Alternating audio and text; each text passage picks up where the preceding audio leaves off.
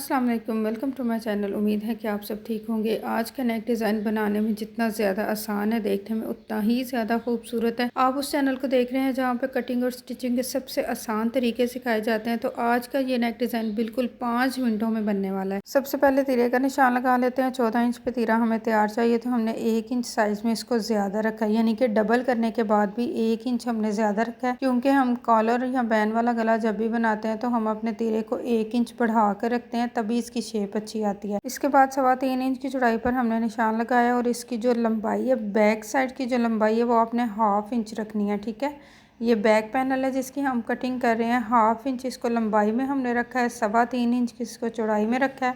और इस तरह से इसकी शेप बनाने के बाद आपने कटिंग करनी है।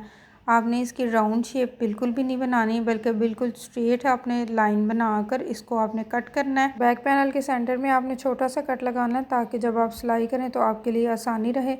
इसके बाद आपने बैक पैनल को साइड पे कर देना है और फ्रंट पैनल पर आपने कटिंग के जो मार्किंग है वो कर लेनी है। जो पीस हमने बैक साइड से निकाला था उसी को रख के हम गले की चौड़ाई का निशान लगाएंगे। एक सूत भी आपने इसकी चौड़ाई में फ़र्क नहीं आने देना, इसीलिए जो पीस मैंने बैक पैनल से निकाला उसको रख के मैंने गले की चौड़ाई का निशान लगाया।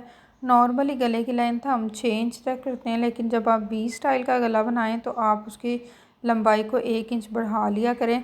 अभी 7 इंच पर हम इसकी लंबाई रखेंगे नेक की, लेकिन 7.5 इंच पर मैंने मार्किंग की है, क्योंकि 1/2 इंच ऊपर वाली साइड से सिलाई में चला जाएगा। इसके बाद आपने स्ट्रेट कट लगाना है। 3 इंच का आपने ये स्ट्रेट कट लगाना है। 3 इंच का निशान लगाएंगे। पहले हम वी शेप की कटिंग करेंगे, इसके बाद हम स्ट्रेट कट लगाएंगे। लेकिन स्ट्रेट कट लगाने से पहले हम एक छोटा सा कट चौड़ाई वाली साइड पे लगाएंगे, ताकि जब हम इस पर पट्टी अटैच करें तो ईज़िली इस पर पट्टी अटैच हो जाए। ठीक है, अभी ये जो निशान हमने लगाए, एक छोटा सा चौड़ाई में इस तरह से कट लगाएंगे।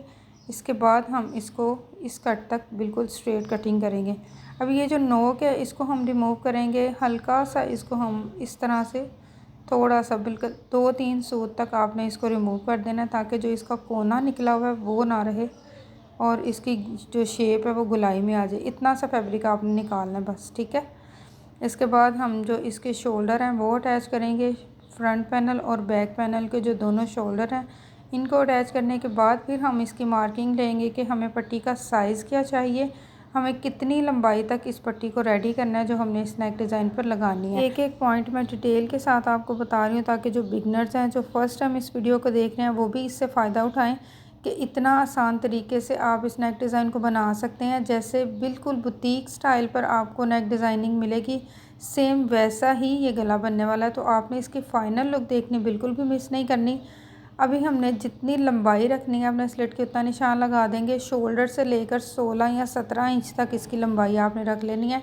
इसके बाद जो सेंटर है शर्ट का, उसको आपने हाईलाइट कर देना है। अभी जो निशान हमने लगाया है वहाँ से हम साइज़ लेना शुरू करेंगे और कम्प्लीटली राउंड शेप में इंची टेप को मूव करते हुए हम इसका साइज़ लेंगे कि हमें पट्टी कितनी लंबाई में बनानी चाहिए।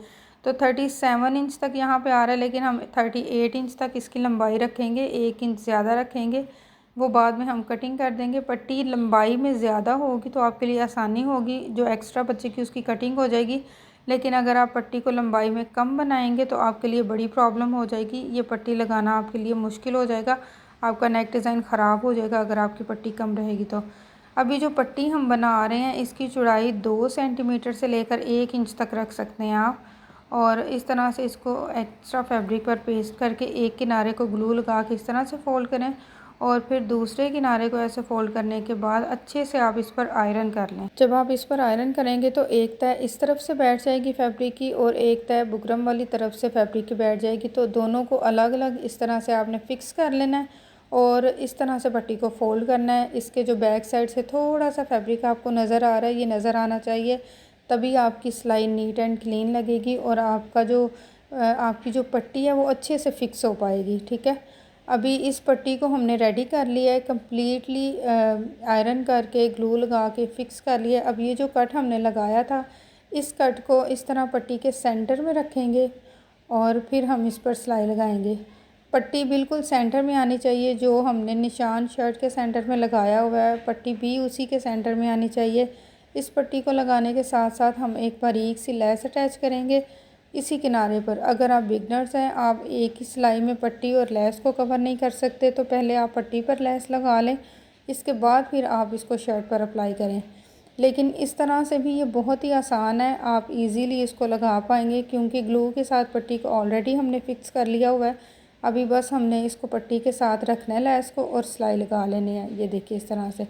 अच्छा, ये सिलाई लगाते वक्त आपने इस बात का ख्याल रखना है कि आपने शर्ट वाले फैब्रिक को बिल्कुल भी नहीं खींचना, वरना इसकी शेप ख़राब हो सकती है। आपके नेक डिज़ाइन की शेप फिर वी शेप में नहीं आएगी। बल्कि वीडियो के लास्ट में मैं आपको वो तरीका भी बताऊंगी जिससे आपके नेक डिज़ाइन की शेप बड़ी ही खूबसूरत आएगी। तो वीडियो को आपने लास्ट तक देखना है, इसकी फ़ाइनल लुक को आपने बिल्कुल भी मिस नहीं करना और सेंटर से वीडियो को स्किप करके भी मत देखा करें। हो सकता है कोई बहुत ही मेन पॉइंट मैंने बताया हो जिसको आप स्किप कर दें, तो फिर आपके लिए जब आप इसको स्टिच करें तो मुश्किल हो। अभी इस पट्टी को अटैच करते हुए टोटली आपने शर्ट वाले फैब्रिक को इस पट्टी के हाफ तक रखना है। इसके बाद आपने ये लेस लगानी है इसके साथ और फिर पट्टी के दूसरे किनारे पर सिलाई लगानी है। इस तरह से जब आप सिलाई लगाएंगे तो इस पट्टी के जो बैक साइड पर फैब्रिक है वो ऑलरेडी इसी सिलाई में कवर होता जाएगा।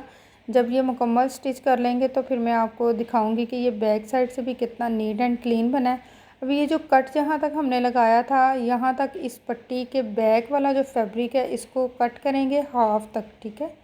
इस तरह से हाफ तक कट करेंगे और ये वाला जो पीस है इसको निकाल देंगे। अभी इस पीस को निकाल के अच्छी तरह से इसको सेट करने के बाद फिर हम बाकी की सिलाई लगाएंगे।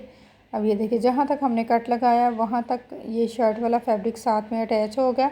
इसके बाद ये पट्टी जो है वो सिंगल ऊपर वाली साइड पर लगेगी जस्ट शो ऑफ के लिए। इसके बाद हमारा नेक डिज़ाइन बिल्कुल कंप्लीट हो जाएगा। अच्छा, अभी जहाँ तक हमने मार्किंग की हुई है वहाँ तक हम इस पट्टी को लगाएंगे। अगर आपकी पट्टी एक्स्ट्रा बच जाए तो आप उसकी कटिंग कर देंगे, लेकिन आपकी पट्टी छोटी नहीं रहनी चाहिए। अगर आपकी पट्टी छोटी रह जाएगी तो आपके नेक डिज़ाइन की शेप ख़राब हो जाएगी। इसलिए जब भी आप इस पट्टी को बनाएं 1-2 इंच आप इसको एक्स्ट्रा रखें। जो एक्स्ट्रा रखेंगे वो तो बाद में कटिंग होके निकल जाएगा, लेकिन अगर छोटी रह जाएगी तो उसको फिर आप कंप्लीट नहीं कर पाएंगे, ठीक है। इस तरह से इसको आपने अच्छे से फ़ोल्ड करना है। जो फैब्रिक आपने फ़ोल्ड करना है इसके किनारों को आपने अच्छे से कवर करना है कि शर्ट के फ्रंट साइड की तरफ से इसके जो किनारे हैं वो नहीं नज़र आने चाहिए। ये देखिए इस तरह से इसको फ़ोल्ड कर लें अंदर की तरफ और फिर इस पर सिलाई लगाएं।